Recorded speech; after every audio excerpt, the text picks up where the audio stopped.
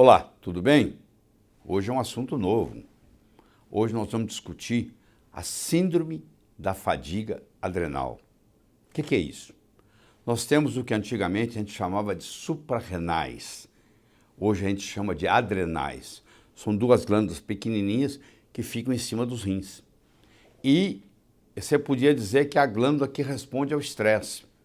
Quando você passar por um fenômeno de estresse, aumenta o seu cortisol e aumenta as suas catecolaminas, produzidas pela medula da adrenal.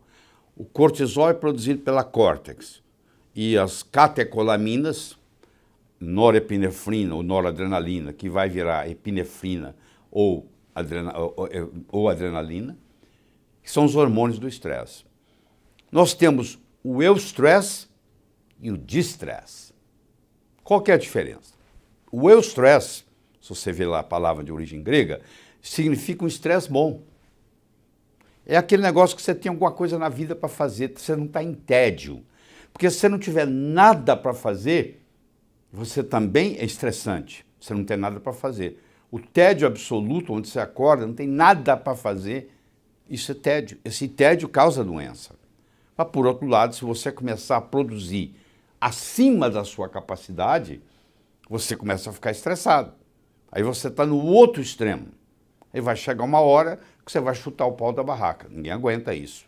Então tudo está no meio termo. É o caminho do meio que é chamado na filosofia oriental. Esse caminho do meio não é nem 8 nem 80. Então quando você está nesse caminho do meio, você tem um estresse, mas é um estresse saudável, que aumenta o seu cortisol um pouquinho, aumenta as suas adrenalinas, mas você tem tanta satisfação em fazer aquilo que vale a pena, aí isso aí é o estresse, é a parte do cortisol que ficou bom. Só que se você começar a fazer demais, o cortisol tem que aumentar demais. E o cortisol demais, ele é neurotóxico. Ele vai lá e destrói células do hipocampo. É uma estrutura nervosa que você tem dentro da cabeça, que é o hipocampo. Ele faz destruição hipocampal. Existe um outro hormônio chamado DHEA, que contrabalança isso. Então o cortisol é neurotóxico, o DHEA é neuroprotetor. Quando o meu cortisol sobe e o meu DHEA sobe, uma coisa equilibra a outra. Agora, se eu começar a subir o cortisol demais, o DHEA não consegue subir na mesma proporção. Tudo tem um limite. Aí o que acontece? Quando o cortisol sobe muito mais do que o DHEA, esse cortisol agora vai ter uma neurotoxicidade. Eu vou começar a perder neurônios. Eu tenho uma frase bem chocante que eu vou falar para você agora. O estresse constante, crônico, é emburrecedor. Você pega um jovem super inteligente, passou no vestibular em primeiro lugar, você encontra esse jovem 25, 30 anos depois, ele já não tem aquele brilhantismo que ele tinha no vestibular. Porque ele produziu tanto cortisol, ele foi para festa, balada, bebida, teve que trabalhar no dia seguinte, aquela história toda, muitas coisas para terminar naquele dia. Ele vai aumentando o cortisol, vai aumentando e o coeficiente de inteligência dele vai caindo. Então o cortisol constantemente, cronicamente, é emburrecedor. Chega uma hora que a glândula suprarrenal ou os seus estímulos chuta o pau da barraca. Não aguenta mais. E fala, eu não cansei. Do mesmo jeito que um dia o pâncreas cansa de produzir insulina e você vira diabético, a sua adrenal um dia cansa de produzir cortisol. E você faz a curva do cortisol, que ela é assim, ó. Tem de manhã, ele está lá no alto, depois ele vem descendo, depois à noite ele está zero, para você dormir. Ela faz isso assim, ó, durante o dia. Tá? Durante o dia ela faz isso.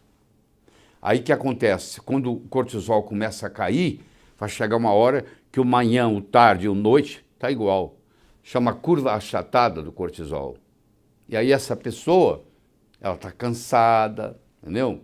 Ela começa a ganhar peso, ela começa a aumentar a cintura, entendeu? Um estresse que ela tirava de letra antigamente, agora já para ela é um problema sério. Antigamente ela fazia uma viagem, voltava no dia seguinte, ela ia trabalhar, agora ela tem que se recuperar da viagem, e assim vai.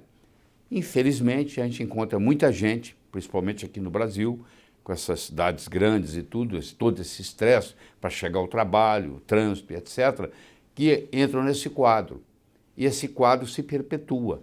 Então, o médico fala, isso aí é psicológico, e esses pacientes, infelizmente, terminam em psiquiatras, que vão dar remédios psiquiátricos que não tem nada a ver com a causa, que tem a ver com esse equilíbrio do cortisol com DEA. Até que vão no médico, ou um endocrinologista que entende disso tudo, e o que acontece? A pessoa melhora.